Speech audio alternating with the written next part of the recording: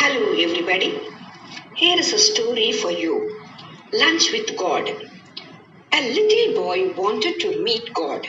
He packed his suitcase with two sets of his dress and some packets of cakes. He started his journey. He walked a long distance and found a park. He was feeling tired, so he decided to sit in the park and take some refreshment. He opened a packet of cake to eat. He noticed an old woman sitting nearby, sad with hunger, so he offered her a piece of cake. She gratefully accepted it with a wide look and smile at him. Her smile was so pretty that the boy longed to see it again. After some time, he offered her another piece of cake. Again, she accepted it and then smiled at him. The boy was delighted. They sat there all afternoon, eating and smiling, but never said a word. While it grew very dark, the boy started frightened and he got up to leave the place.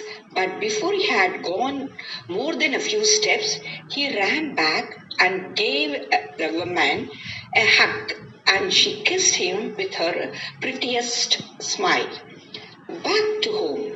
When the boy knocked the door, his mother was surprised by a look of joy in his face. She asked him, "What did you do today that makes you so happy?" He replied, "I had a lunch with God." Before his mother could respond, he added, "You know what? She's got the most beautiful smile I have ever seen in my life." Meanwhile, the old woman who was in the park, also radiant with joy, returned to her home. Her son was stunned by a look of peace on her face and asked, "Mom, what did you do today that made you so happy?" She replied, "I ate some cakes in the park with God." Before her son responded, she added, "You know, he is much younger than I expected." Too often, we underestimate the power of a touch, a smile, a kind word, a listening ear, and a honest compliment, or the smallest act of caring, all of which have potential to turn a life around. Remember, nobody knows what God looks like. People come into our lives for a reason, for a season, or for a lifetime. Accept all of them equally. Let them see God in you. Thank you very much for listening the story.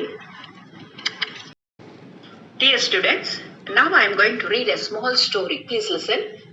A mechanic was removing the engine parts from a motorcycle when he saw a famous heart surgeon in his shop. He called the surgeon and said, "Look at this engine. I opened its heart, took the valves out, repaired and put them back. So, why do I get such a small salary and you get such a huge sum?" The doctor smiled at the mechanic and said, he came close to his ear and said, "Try the same when the engine is running."